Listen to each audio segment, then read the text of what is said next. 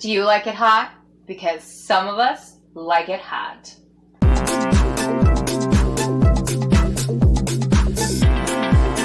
As promised, continuing on with our 501 must-see movies, I watched a comedy this week, and we went with a classic comedy, Some Like It Hot. So this is a movie starring Jack Lemmon and Tony Curtis, as well as Marilyn Monroe. And the two guys accidentally witness the St. Valentine's Day Massacre. So they have to dress as women to join an all-girl band to hitch a ride to Florida to get away from the mobsters. And in that band is Marilyn Monroe. One thing the book does say is that despite all the reported problems of working with dazed and confused Marilyn, the outcome is superb. So I'm guessing Marilyn Monroe was a little bit of a problem on the set. But I mean, she definitely did a good job in the film. The film definitely showcases her acting and singing abilities. She's so beautiful. This is the first Marilyn Monroe movie I've ever seen. And I think there's a couple more in the book, so I'm excited to see more from her. One thing that I noticed about this movie is how much I love the feeling of the opening credits of old movies. Like, it's not like movies today where there's something going on and then just like words. Like, you're only watching the opening credits, you're watching who's in the movie, you're watching who made the movie with some like jaunty music. And it's just a different feel than today's movies, and I really appreciate that feeling. At the start, Jack Lemmon and Tony Curtis, their two characters, are working in an underground club. Because this is during I think it's 1929, so it's during the bootlegging time. And there is a police raid that happens. And it is the most civil police raid I have ever seen. So I really have a hard time believing actual police raids were like this. I don't think it's really realistic. At least it's not realistic these days. So if it was that civil back then, and like what's going on now with police and what happens, it's a huge leap. I'll just say that. Let's talk for a minute about Jack Lemmon. So the first time I ever saw Jack Lemmon was in Grumpy Old Men. Sorry, that shows my age. I think he was in The Odd Couple with Walter Matthau, who is the other gentleman in Grumpy Old Men. And that one's also in this book, so I'm excited to actually see that too. So seeing Jack Lemmon young in this movie, and just his facial expressions, his comedic timing, the way that he uses his voice, even when he's a male character and the female character, he is a comedic genius. I'm not sure that I can think of anyone that I'm as impressed with their comedic timing.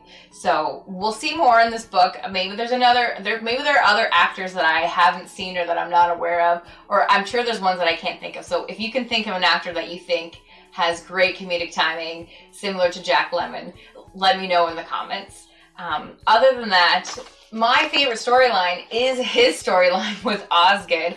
They're set up to be kind of the clowns. And it's so funny. So as he's playing Daphne, this woman, this millionaire, Osgood III, starts falling for him and starts seducing him. And it's so funny. They have this like date night, and he ends up proposing to him. And he says yes.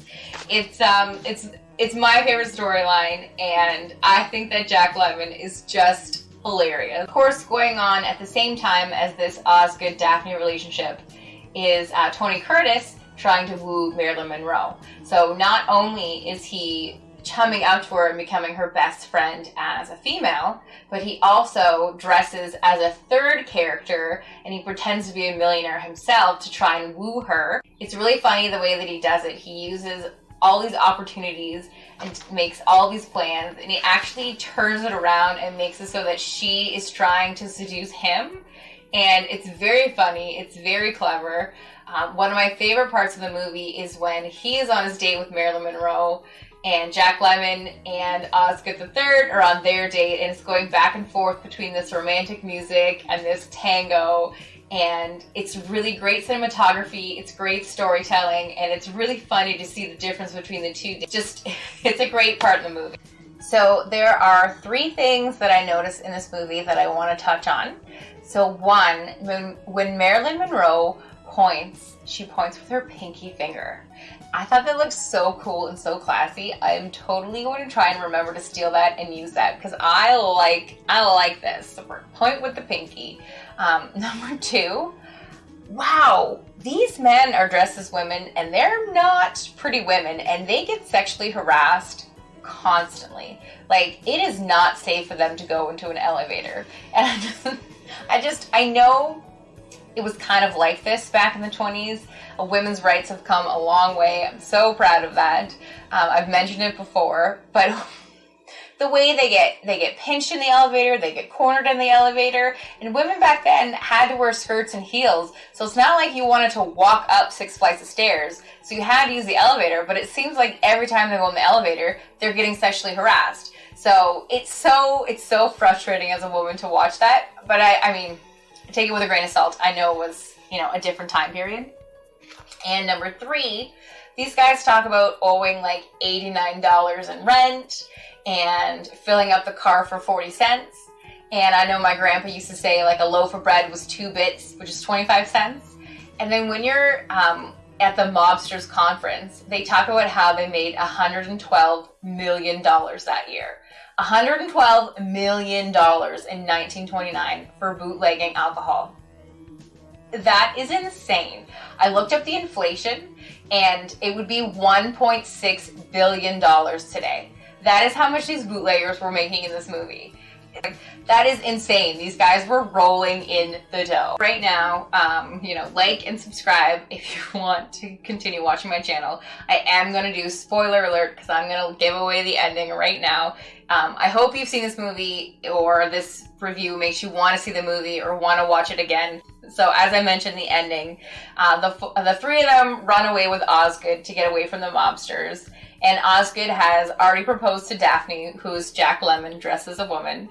And he finally confesses, like, we can't get married because he's trying to think of all these things. Like, I smoke, all these, your mom won't like me, all these things. And Osgood doesn't care. He's still going to marry him. And then finally he says, you can't marry me because I'm a man. And Osgood says, nobody's perfect. It is the best last line of any movie. It is so hilarious. This guy's like, I'll marry you anyways. It's fun. I've got so much money. I've had 8 wives. Sounds good to me. Let's still do it. It's just, it's classically, it's so funny. It's so fun. So I actually watched this movie with an MGM free trial. So I actually have a 30-day free trial. So for the next 30 days, you're going to be seeing me watch MGM movies out of this book because I'm going to take advantage of the 30-day trial.